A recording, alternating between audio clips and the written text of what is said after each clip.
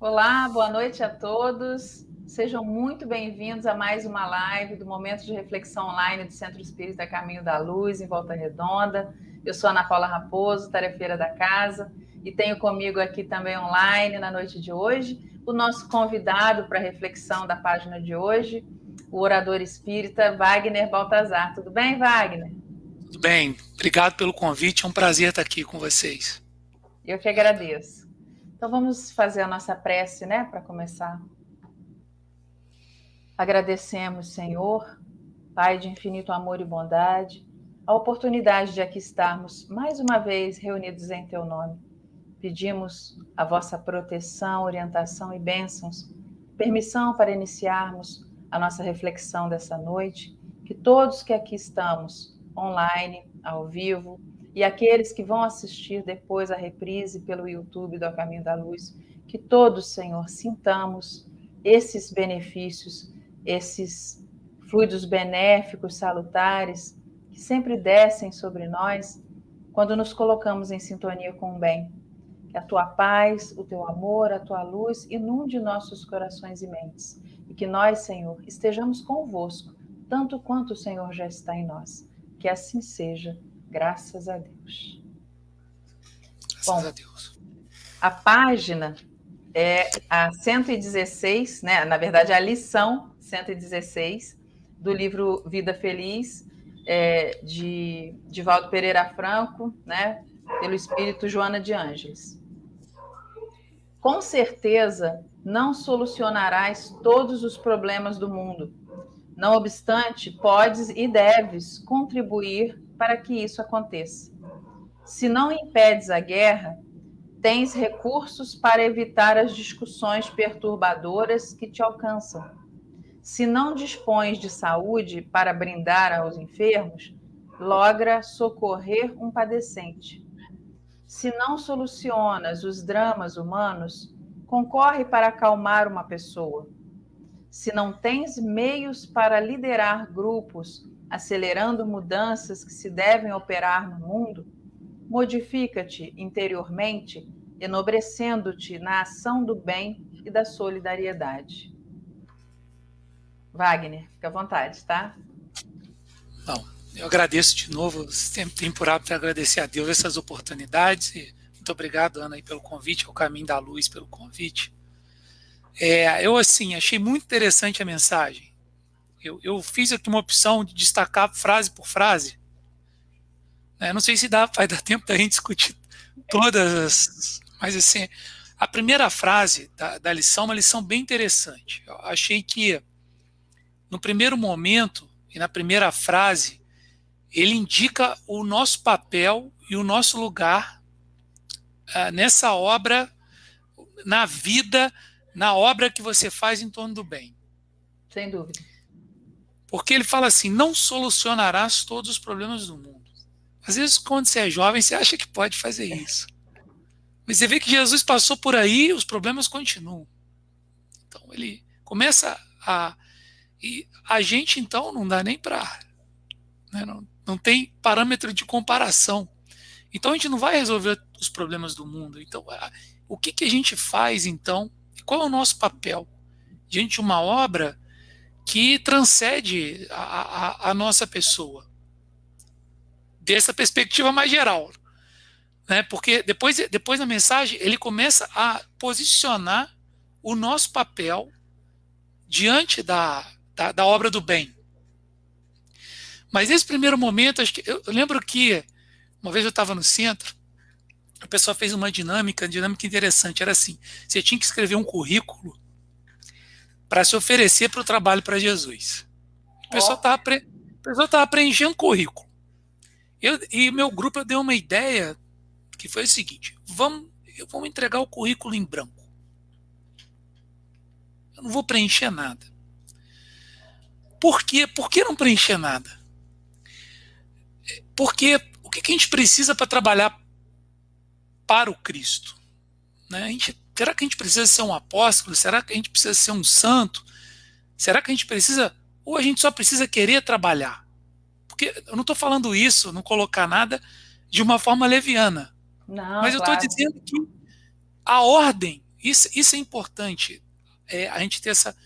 Eu gosto muito desse olhar, sabe? Porque eu lembro quando era novo, eu lembro os oradores espíritas falando, e eu não sei, talvez o defeito fosse eu mesmo, sabe? Mas eu achava, gente, esse pessoal é tão bom, eu me sentia tão ruim. Porque as pessoas falavam assim, né? Como se o mundo fosse tão perfeitinho, sem defeito, como se as pessoas não tivessem defeito. Eu lembro que isso eu achava, gente, eu sou muito ruim, assim, tem alguma coisa errada.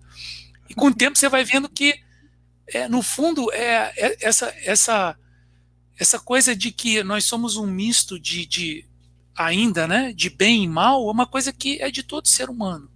E que, no fundo, é muito fácil a gente colocar isso nas palavras do que colocar o bem totalmente nos nossos gestos, nos nossos atos, né, na conduta do dia a dia. Então, essa é a tarefa que a gente está aqui. Então, não adianta você querer ter muita qualidade para trabalhar. A ordem é o contrário.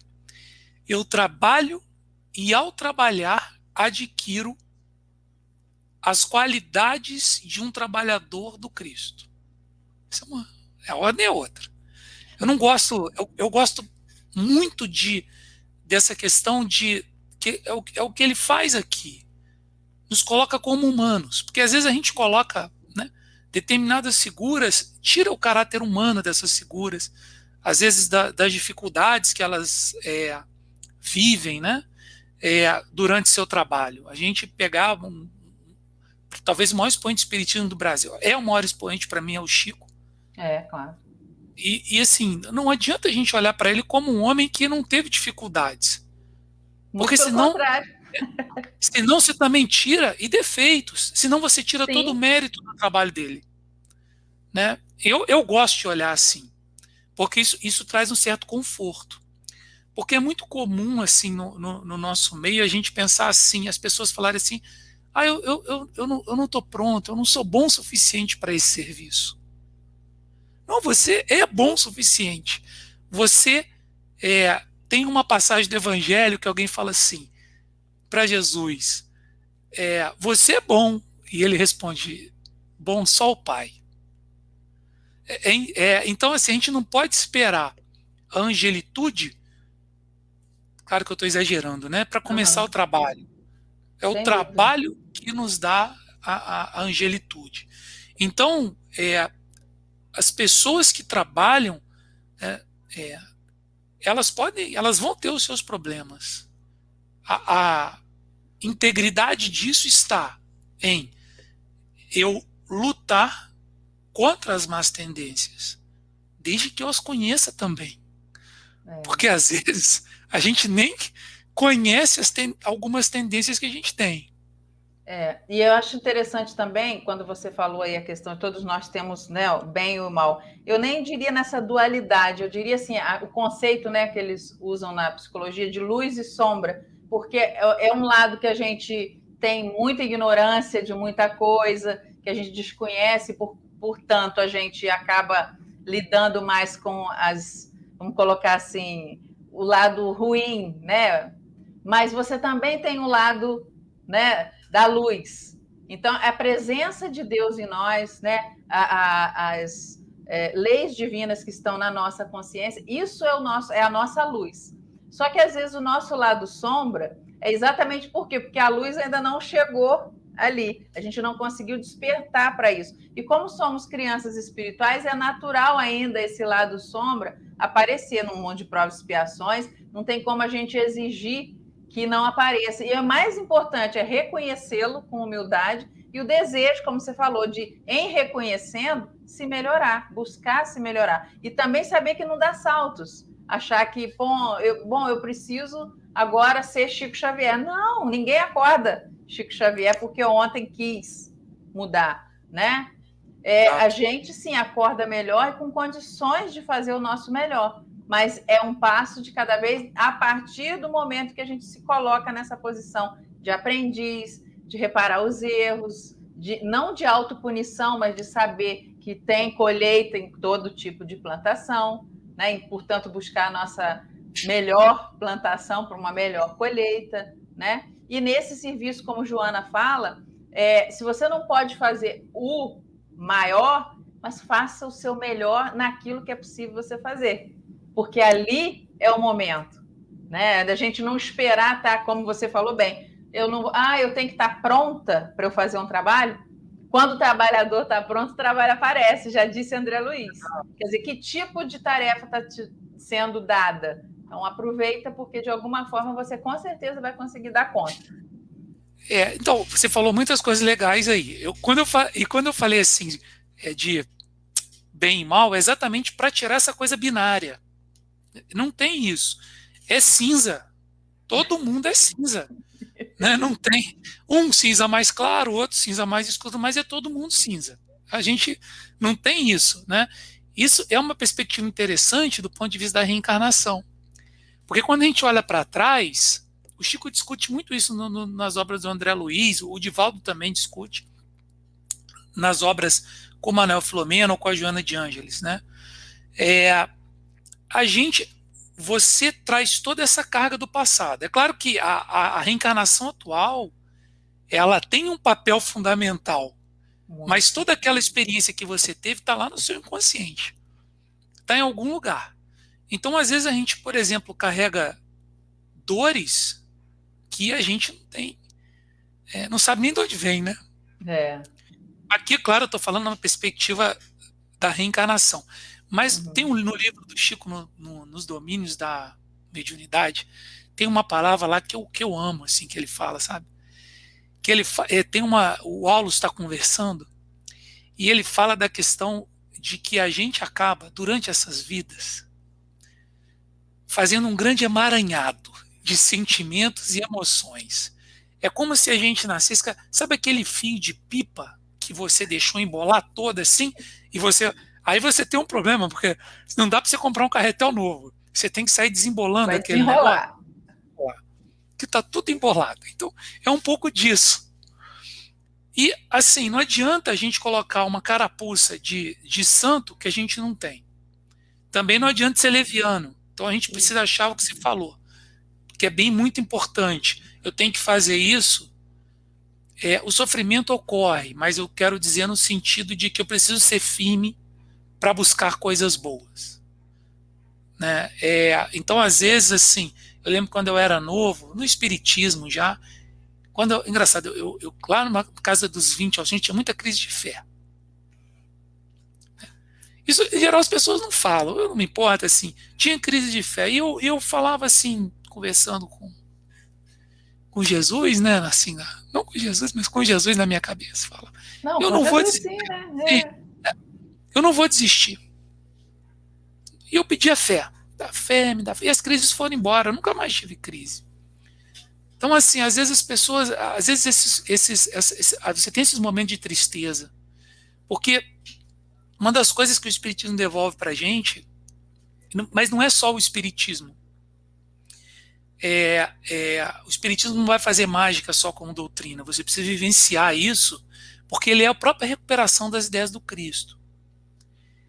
É isso que eu tenho que pedir eu quero ter fé. Preciso ter fé. Porque isso dá significado para a vida. Eu vou plagiar o Ariano Suassuna. A vida sem Deus não tem sentido. Ela é uma vida, como é que ele fala? Sem graça. Eu não sei se é sem graça, amarga. É mais ou menos isso. Mais ou menos isso. Mas é isso. Assim, o que significa a nossa vida? Isso é interessante a gente pensar. É o que ele traz um pouco para a gente. A gente não vai salvar o mundo. Isso também você chamou a atenção. Mas eu não posso impedir uma guerra. Ele fala lá no 3, né? Porque ele fala no 2 que a gente precisa contribuir. Esse é um ponto. Mas ele fala no 3 o seguinte: se não impedes a guerra, tens recursos para evitar as discussões perturbadoras que te alcançam. Então o que ele está dizendo? Olha, eu não tenho ainda poder de movimentar muita coisa, mas eu posso, na minha casa, começar a desembaraçar o nó. Eu tenho, assim, pensado, aqui dando um pouco, a gente está conversando, né? Pensar e tentar melhorar um pouco, melhorar cada vez mais isso. cada vez mais, ter mais cuidado com as pessoas que estão próximas. Porque a gente precisa desembaraçar os nós. E então, assim, eu posso evitar não posso evitar uma guerra, mas eu posso evitar uma guerra na minha casa, na minha família, né, com as pessoas que estão mais próximas. Então, isso eu posso fazer, principalmente porque eu posso querer não brigar. Começa por aí, né? Quando um não quer, dois não brigam, não é? Não tem ditado? Então, assim, você tem várias ações, porque é difícil, é mais fácil você estourar do que você ser embaixador da paz, da tolerância. Né? Isso é importante. Eu estou lendo um livro de um filósofo exatamente, ele é não sei se é sociólogo, me fugiu agora a formação dele, mas chama Elogio da Serenidade. É um italiano, é o Norberto Bobbio.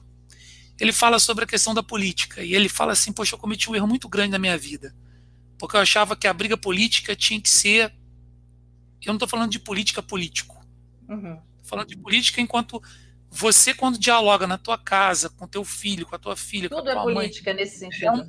você discute e tenta chegar num acordo.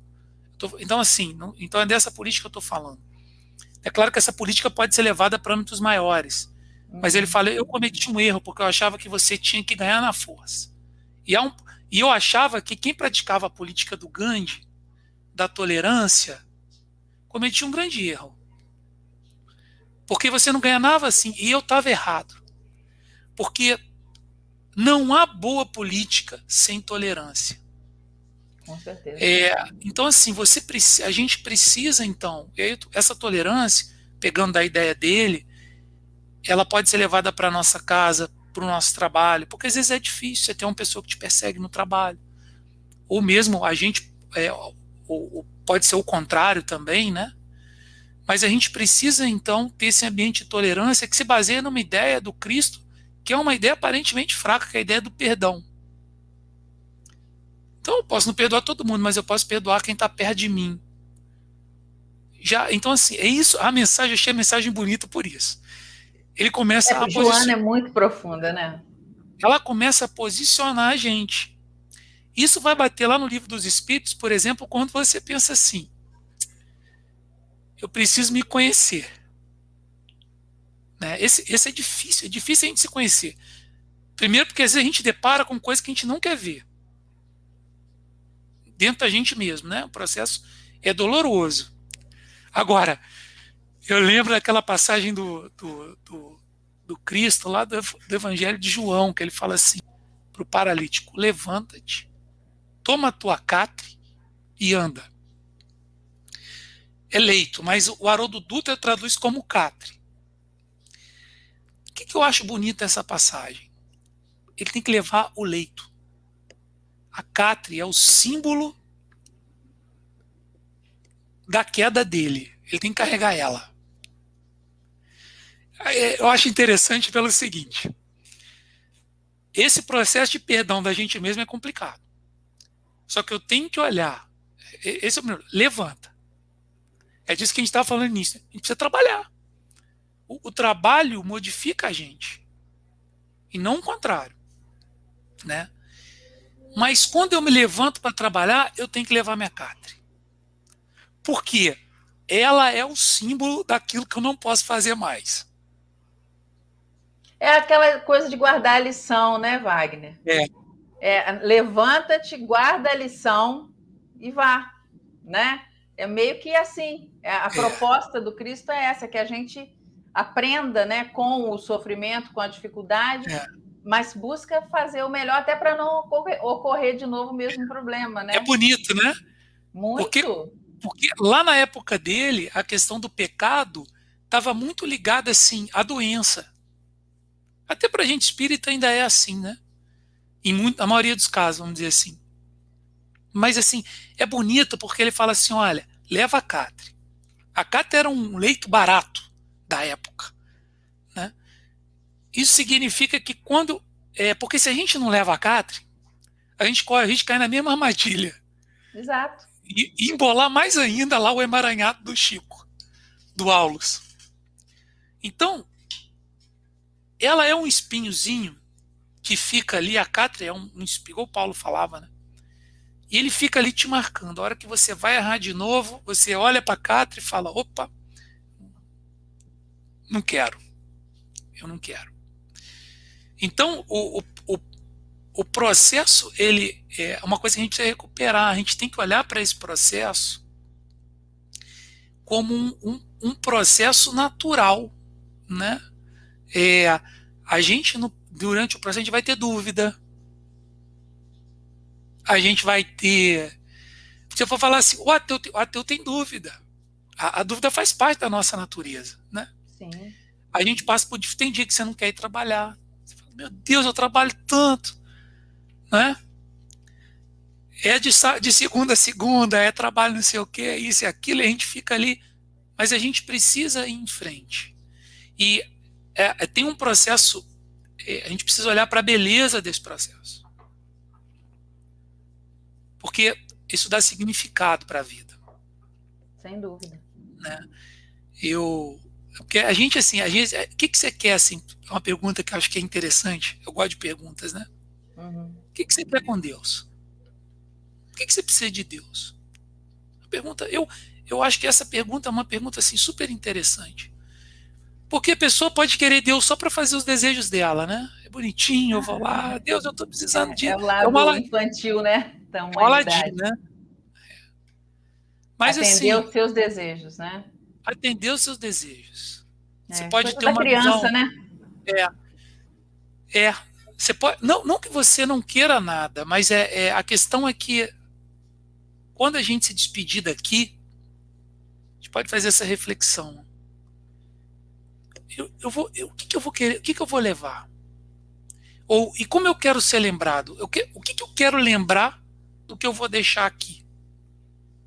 Né? Eu quero que as pessoas lembrem de mim como quem?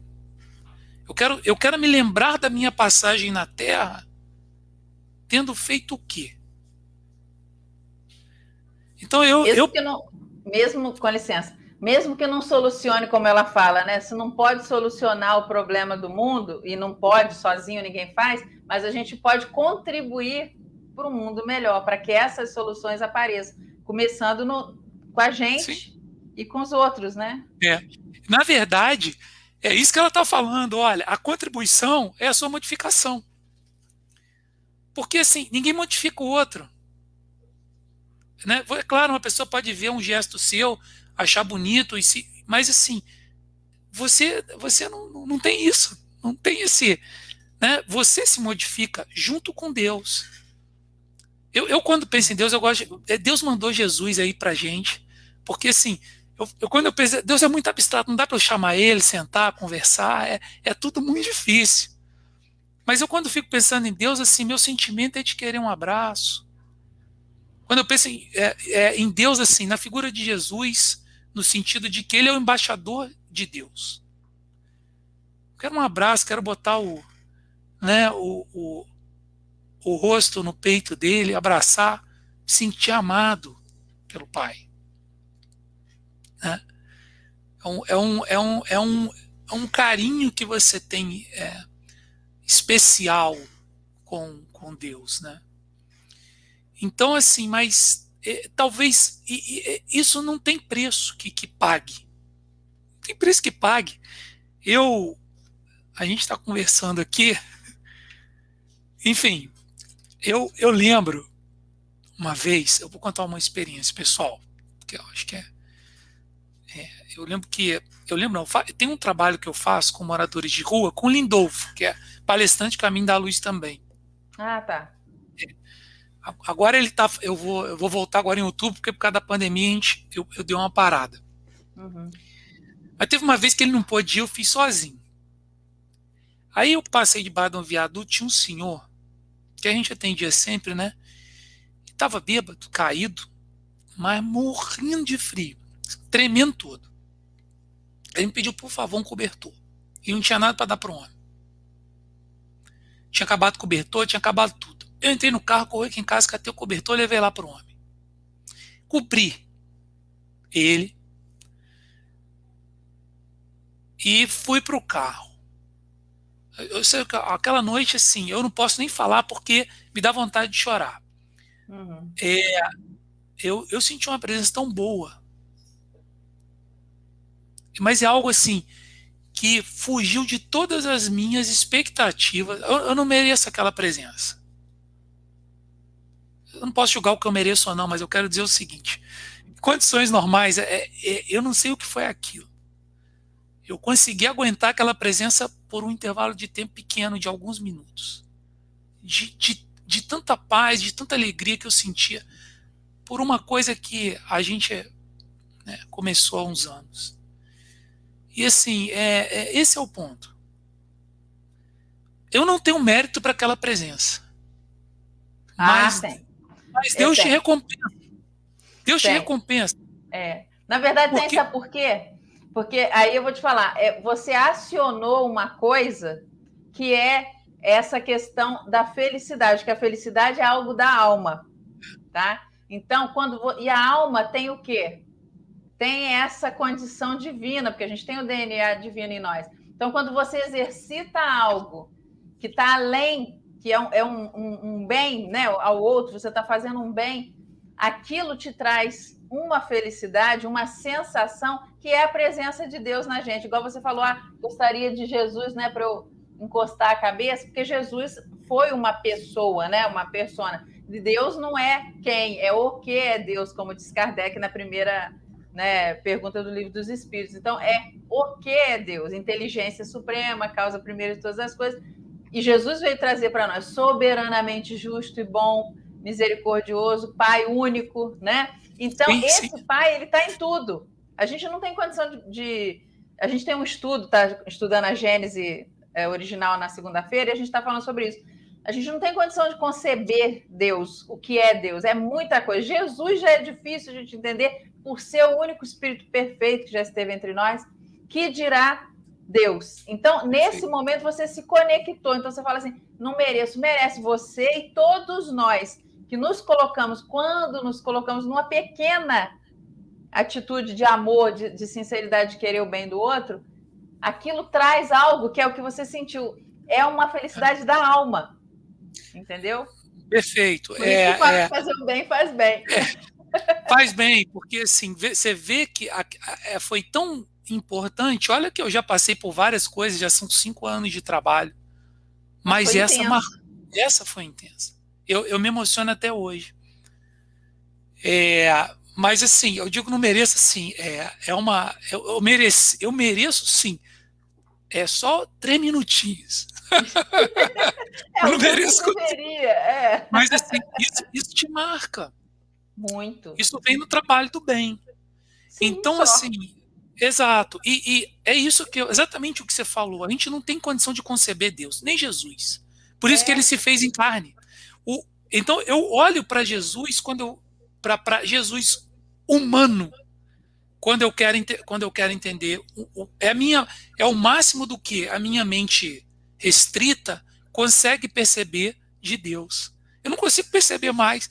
Porque quando você fala de um Deus, de um universo inteiro, porque o Espiritismo ainda faz isso, ele amplia Deus, né? A visão de Deus, não Deus. Deus não pode ser ampliado. Ele A é nossa eterno. visão de Não tem Deus começo nem fim. porque antes você tinha um Deus do planeta, agora você tem um Deus para o universo inteiro. E não tem assim, isso se não tiver, isso porque do universo inteiro conhecido, porque tem a parte do universo que a gente não conhece. Então, assim, Deus é isso mais, só dá para falar isso. Deus é mais. Agora, a gente já está no. Agora, assim, esse é o ponto. É o que ela fala aqui na última frase. Se não pode liderar grupos acelerando a mudança que se deve operar no mundo, modifica-te. Ou seja, muda o seu caminho, a Catre vai te ajudar. Não deixa seus defeitos, modifica os seus defeitos, mas não deixa as lições de lado. Se perdoa, se aceite como é e lute. Não é que vai ser fácil, né? Mas para que a gente consiga beber também dessa fonte, que é a própria essência do Cristo, né?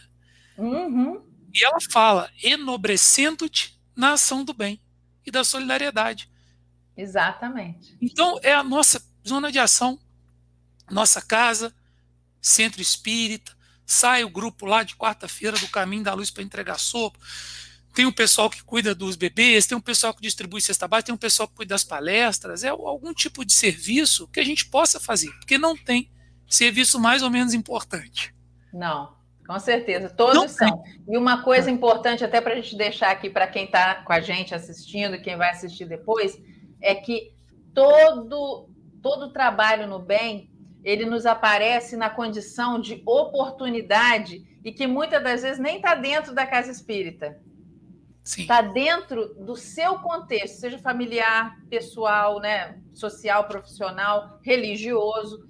Você, numa prece, você ajuda muito. Você assistindo um noticiário, de preferência filtrando, né, que hoje em dia tem que filtrar, mas óbvio que você não vai ficar alienado. Então, você assistindo uma situação de dificuldade, sofrimento alheio, né, você, em vez de entrar naquela sintonia ruim de raiva, de indignação, que também é normal. A raiva, a indignação é momentânea, é humana. Mas você transmutar isso, você fala, Senhor, tem de misericórdia, ampara esses irmãos, ajuda no que eles estão necessitando. E quem provocou isso, misericórdia, Senhor, porque vai precisar. Não que você deseja mal, mas você sabe que a semeadura é livre, mas a colheita é proporcional e obrigatória.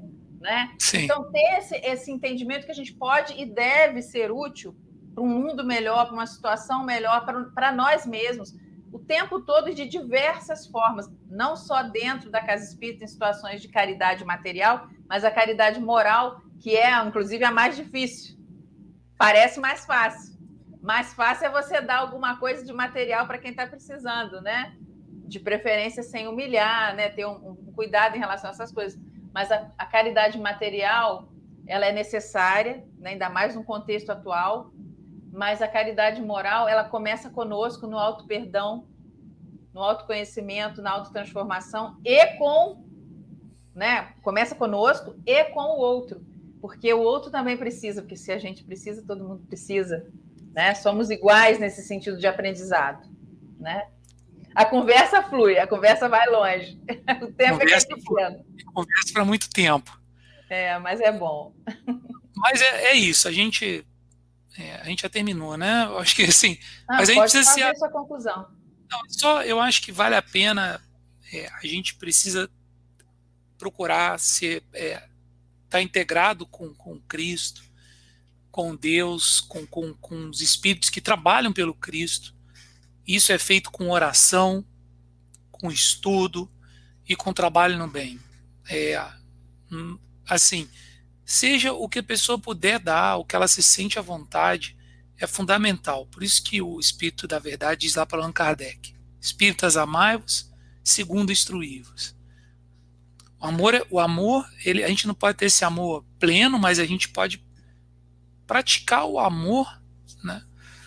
Sentido, na perspectiva que a gente pode, com a nossa família, às vezes fazendo bem para uma pessoa, e o instruir-vos é fundamental para a gente ter condição de entender quem nós somos e para a gente poder caminhar na direção correta. A Catre dá para a gente a direção, Jesus e a Catre.